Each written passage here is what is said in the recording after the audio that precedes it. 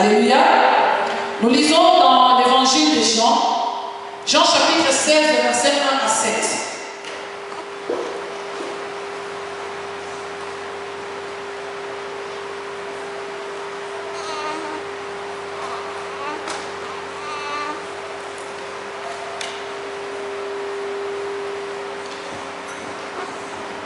Je lis la parole de Dieu. Je vous ai dit ces choses afin qu'elles ne soient pas pour vous une occasion de chute. Il vous excluant des synagogues, et même l'heure vient où quiconque vous fera mourir croira rendre un culte à Dieu. C'est ce que nous sommes en train de constater aujourd'hui, où les musulmans tuent les gens au nom de Allah. Où quand tu vois les gens, ils crient Allah, c'est-à-dire Dieu est ton nom. Pour lui, il croit qu'il est en train de rendre justice. Pour lui, il croit qu'il est en train d'accomplir la volonté de Dieu. Ce sont des choses qui nous prouvent que la parole de Dieu est véridique. Jésus a dit qu'il arrivera ce temps-là où les hommes, certains hommes, en vous maltraitant, en vous tuant, ils croiront rendre un culte à Dieu. Et ils agiront ainsi parce qu'ils n'ont connu ni les pères ni moi. Je vous ai dit ces choses afin que lorsque l'heure sera venue, vous vous souvenez que je vous les ai dites. Je ne vous ai pas parlé dès le commencement parce que j'étais avec vous. Ça, ce sont les paroles de Dieu, bien sûr. Maintenant, je m'en vais vers celui qui m'a envoyé. Et aucun de vous ne me demande où vas-tu. Mais parce que je vous ai dit ces choses, la tristesse a rempli votre cœur. Cependant, je vous le dis, je vous dis la vérité. Il vous est avantagé que je m'en aille. Car si je ne m'en vais pas, le consolateur ne viendra pas vers vous. Mais si je m'en vais, je vous l'enverrai. Et quand il sera venu, il convaincra le monde à ce qui concerne le péché, la justice et le jugement. Et en ce qui concerne, ça c'est pas ce qui nous intéresse. Nous allons nous arrêter là. Je vous ai dit, le jour où Pierre a fini par découvrir ceci, il faut le dire ainsi, où a confessé que Christ, Jésus est le Christ et l'envoyé de Dieu, Jésus lui a dit, sur cette pierre, je bâtirai mon église. C'est-à-dire, l'église a été conçue et elle devait naître 9 mois plus tard. Et pendant ce temps, Jésus maintenant, je parie, où je me dis que cette église qui a été conçue, cette grossesse de l'église qui a été conçue, était en train de se développer et était proche de l'accouchement. Donc Jésus est en train, en quelque sorte, de préparer cette femme enceinte pour l'amener à un accouchement paisible. Il a dit, écoutez, je dois m'en aller. Je sais que vous êtes triste. Vous êtes habitué à être avec moi, à marcher avec moi. Je peux comprendre cela que vous soyez triste. Mais le problème, c'est dans votre avantage. Il faut que moi je m'en aille. Pourquoi Jésus devait aller et que l'Esprit de Dieu descende? Nous avons compris, à la lumière de la parole de Dieu la dernière fois, que quand Jésus disait à Pierre, sur cette roche je bâtirai mon église, donc il voulait parler de la révélation. Il disait à Pierre, c'est sur cette révélation, dans l'église que moi je vais me bâtir, ça aura comme fondement la révélation. Et il a dit, il vous est avantagé que m'en aille. Pourquoi? Parce que celui qui est l'auteur de la révélation, c'est le Saint-Esprit. L'église ne pouvait pas naître sans la présence du Saint-Esprit. L'église ne pouvait pas naître si le Saint-Esprit n'était pas là, parce que le Saint-Esprit finalement qui est le fondement de toute révélation. Alors il a dit, soyez dans la paix, dans la joie, rassurez-vous, c'est dans votre avantage qu'il faut que je m'en aille, pour que finalement les consolateurs arrivent. Et quand le consolateur arrivera, parce que les choses que Jésus disait à ses disciples, il y a des choses qu'ils comprenaient et il y en a d'autres qu'ils ne comprenaient pas non plus. Et il leur dirait, là viendra. Et l'avantage de la venue du Saint-Esprit, c'était d'abord pour que les disciples puissent comprendre la lumière de la parole de Dieu. Parce qu'ils avaient comme mission d'aller annoncer cette parole, eux-mêmes devaient d'abord bien les comprendre avant d'aller annoncer ça à d'autres personnes. Il leur dit, ne soyez pas dans la tristesse, parce que c'est dans votre intérêt ou dans votre avantage que je dois m'en aller. Amen, amen. Autrefois, quand il les a envoyés en mission pour la première fois, nous avons dit, il leur a dit, allez seulement vers le brebis n'allez pas dans d'autres nations. Mais un jour, alors que les disciples lui ont trouvé en pleine conversation avec la femme samaritaine, ils ont finalement compris que les dons sont en train de changer. Et ce jour-là, parce que cette deuxième volet de la prophétie ou de la promesse faite à Abraham devait s'accomplir, où toutes les familles de la terre devaient être bénies, Jésus leur donne alors cette mission-là pour toucher alors toutes les familles de la terre. Marc chapitre 16.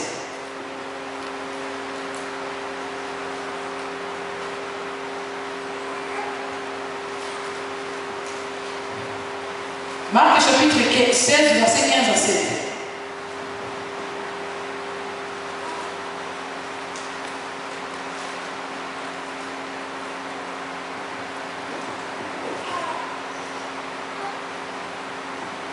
Puis il a dit, allez partout dans le monde et prêchez la bonne nouvelle à toute la création. Celui qui croira et qui sera baptisé sera sauvé. Mais celui qui ne croira pas sera condamné. Alléluia.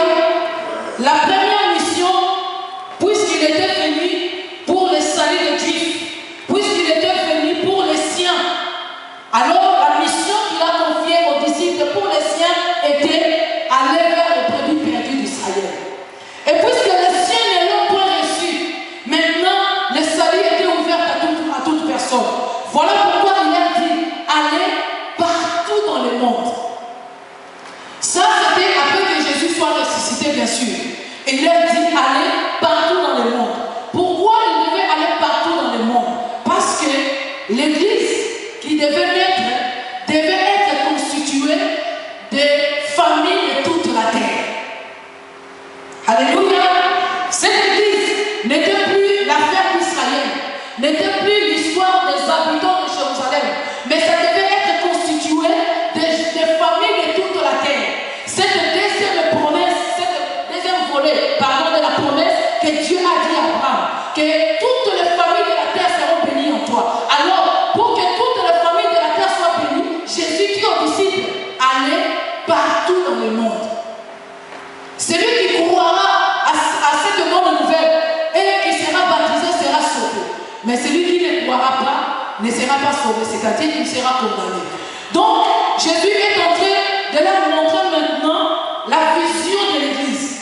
Il est en train de leur expliquer ce qui doit être la composition de l'Église. Et je crois que ça répond aussi d'une certaine manière à la question que la sœur Henriette avait posée la dernière fois, si l'Église était simplement l'histoire de famille. Ce n'est pas l'histoire d'une famille, mais c'est l'histoire de toutes les familles de la terre. Alléluia. Et puisque les disciples n'étaient pas encore prêts, n'étaient pas encore préparés par rapport à toutes ces choses, il leur a dit quelque chose d'important. Vous allez partir partout dans le monde annoncer la bonne nouvelle, mais vous avez besoin de quelque chose. Vous avez besoin d'atteindre un niveau.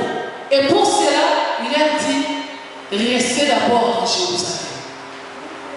Les problèmes aujourd'hui aussi avec l'Église, si nous voyons ce que nous voyons, nous vivons ce que nous vivons, nous entendons ce que nous entendons, parce que les gens, il leur a suffi de leur dire, allez partout dans le monde, et tous ceux qui sont partis. Alors que le problème, ils devaient d'abord rester dans Jérusalem. Il est où dans Jérusalem? Oh non, moi je suis pasteur itinérant. Moi je suis pasteur sans brebis. Moi je suis missionnaire. Je veux bien que tu sois missionnaire, mais tu viens d'où? Jérusalem. Ta Jérusalem, elle est où? On sort de nulle part, on s'improvise comme ça et on se dit, voilà, j'ai reçu la mission. Oui, les disciples aussi ont reçu la mission. Et ce n'était pas un homme qui les a confié cette mission, c'est Jésus lui-même qui leur a dit, allez partout dans le monde. Donc ils avaient le fait faire d'y aller, mais au préalable, il leur dit, restez d'abord dans Jérusalem. Pourquoi ils devaient rester dans Jérusalem? Luc chapitre 24.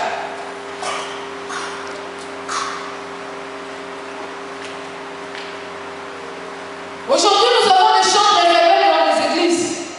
Nous avons des protocoles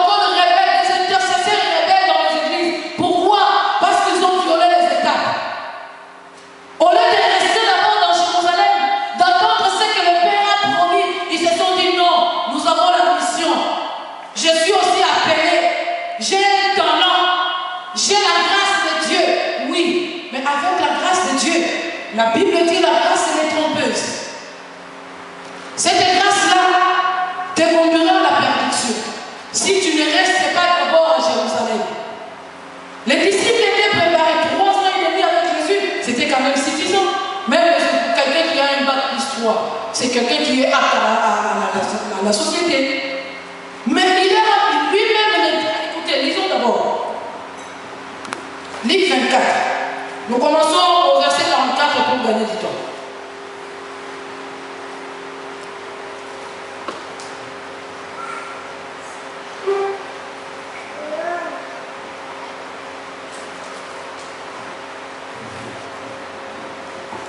Quelqu'un peut lire dans la salle, s'il vous plaît.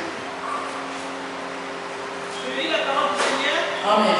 Livre au chapitre 24, verset 44. Puis il leur dit, c'est là ce que je vous disais lorsque j'étais encore avec vous. Il fallait que s'accomplisse tout ce qui est écrit de moi dans la loi de Moïse, dans les prophètes et dans les psaumes.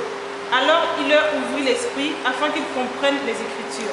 Et il leur dit, ainsi il est écrit que le Christ souffrirait et qu'il ressusciterait des morts le 3e jour et que la repentance et le pardon des péchés seraient prêchés en son nom à toutes les nations, à commencer par Jérusalem. Vous êtes témoins de ces choses. Et voici, j'enverrai sur vous ce que mon Père a promis, mais vous restez dans la ville jusqu'à ce que vous soyez revêtus de la puissance d'en haut. Alléluia. Amen. Il a dit tout ce que je suis en train de vous expliquer pour que vous compreniez tout ce qui a été écrit sur moi. Parce que j'ai comme l'impression en disant cela que les disciples, malgré tout ce qu'ils ont vu ou entendu de Jésus, ils n'ont pas encore réalisé que toutes les prophéties de la Bible étaient centrées sur sa personne. Alors il a dit, et pendant qu'il a parlé, la Bible dit, il a ouvert les yeux pour qu'ils puissent comprendre les Écritures. Mais à la fin de tout cela, il a dit, vous avez la mission. Vous avez certainement la connaissance parce que leur intelligence était ouverte pour comprendre les Écritures. Mais il y a un problème. Restez d'abord à Jérusalem. Jusqu'à ce que je vous ai promis, ce que le Père vous a promis, c'est-à-dire la puissance de Dieu, c'est-à-dire le Saint-Esprit en vous, que cela puisse d'abord s'accomplir. Bien-aimé, le Saint-Esprit, lui, comme j'ai dit tout à l'heure, l'Église ne pouvait pas naître sans la présence du Saint-Esprit parce qu'il est le socle ou le fondement même de toute révélation. Et l'Église ne marche pas conformément à l'institution du pays. L'Église ne marche pas par rapport au règlement d'ordre intérieur. L'Église ne marche pas parce que nous savons ce que nous devons faire. Mais l'Église marche avec la révélation de Dieu. La Bible dit, un peuple qui marche sans révélation, c'est un peuple qui marche sans frein. Et Jésus, ne voulant pas que ses disciples marchent sans frein de peur, de s'écarter contre le mur ou de se retrouver dans des ravins, il leur dit, attendez d'abord. Jusqu'à ce que ce qui vous a été promis, que cela puisse s'accomplir. Et finalement, en écoutant toutes ces choses, qu'est-ce que les disciples ont fait? Ils ont obéi ou ils en ont fait valer la tête. Tu t'es arrêté à quel verset là déjà? 48, 49? Continue un peu jusqu'à 53. Il les conduisit jusqu'à vers Béthanie et ayant levé les mains, il les bénit. Pendant qu'il les bénissait, il se sépara d'eux et fut enlevé au ciel. Par eux, après l'avoir adoré, ils retournèrent à Jérusalem avec une grande joie et ils étaient continuellement dans le temple, louant et bénissant Dieu. La Bible dit, c'est lui-même qui les a conduits. Après les avoir parlé, il les conduisit. Il était en route avec eux, direction Jérusalem. Mais arrivé en Béthanie, il devait se séparer d'eux. De là, il est béni. Et qu'est-ce que les disciples ont fait? La Bible dit qu'ils retournèrent à Jérusalem dans la joie. Et quand ils sont arrivés à Jérusalem, je vous ai dit la dernière fois, malgré que Adam et Ève étaient dans les jardins d'Éden, mais il y avait un lieu précis où Dieu venait les rencontrer. Et ce jour-là, quand Dieu est descendu, ne trouvant pas Adam à sa place, il lui dit, où es-tu? Les disciples sont retournés dans Jérusalem, mais ils ne sont pas allés se réfugier n'importe où. La Bible dit qu'ils allèrent directement dans le temple. Et là, ils sont restés là-bas comme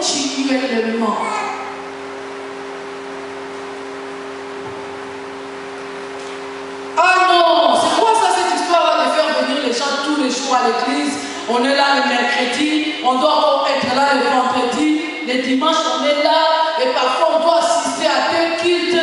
C'est quoi cette histoire? On a quand même des responsabilités. Ces gens aussi avaient des responsabilités. Ces gens aussi étaient des pères de famille peut-être. Ces gens aussi avaient de la famille à prendre en charge. Mais la Bible dit, ils sont restés parce qu'ils étaient à l'attente de quelque chose. Parce que Jésus leur avait dit, ce que le Père vous a promis arrivera. Alors ils sont restés continuellement dans le temple. Tu vas me dire, je suis un enfant de Dieu, j'ai plein de promesses de Dieu, j'attends la bénédiction de Dieu, j'attends que Dieu puisse me visiter, j'attends que Dieu puisse m'accorder de grandes choses. Où es-tu? Quelle est ta position pendant que tu es à l'attente de cette bénédiction? Mais les disciples ont écouté et ils ont obéi. Ils sont allés à Jérusalem. Et non seulement à Jérusalem, mais dans les temples. Et là, la Bible dit, ils sont restés là-bas continuellement. Vous savez, pour que l'œuvre de Dieu tourne, il ne suffit pas seulement que tout le monde soit là, tout le monde soit là, mais il suffit que les choses soient structurées et organisées. Pour que finalement, on se dise, l'église fonctionne continuellement. La dernière fois, la soeur qui nous a loué ces matériels pendant la fête, elle m'a appelé, je ne me rappelle pas c'était quel jour. Elle me dit, voilà maman, je vais passer à l'église pour récupérer. Je me dis, écoutez, je ne sais pas s'il y a quelqu'un à l'église. Elle m'a fait, ah bon, l'église est fermée? Hein? Alléluia. Mais dans les temples, ils étaient là continuellement.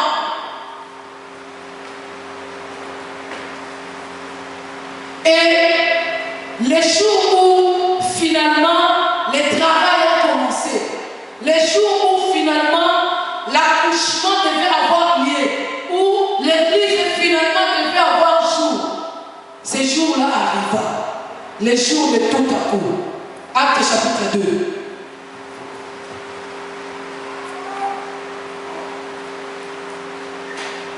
C'est une longue lecture, mais nous allons lire progressivement pour nous permettre de comprendre. En tout cas, tous les chapitres 2 nous intéressent, du début jusqu'à la fin.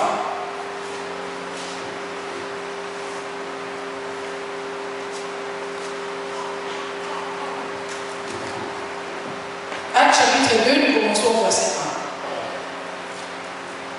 1. Le jour de la Pentecôte, ils étaient tous ensemble dans le même lieu. Tout à coup, il vint du ciel un bruit comme celui d'un vent impétueux, et il remplit toute la maison où ils étaient assis.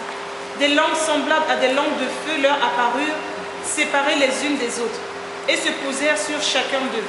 Et ils furent tous remplis du Saint-Esprit, et se mirent à parler en d'autres langues selon que l'Esprit leur donnait de s'exprimer. Or, il y avait en ce jour à Jérusalem des Juifs, hommes pieux, de toutes les nations qui sont sous le ciel. Au bruit qui eut lieu, la multitude accourut et elle fut confondue parce que chacun les entendait parler dans sa propre langue. Tu t'arrêtes un peu là, on va continuer après.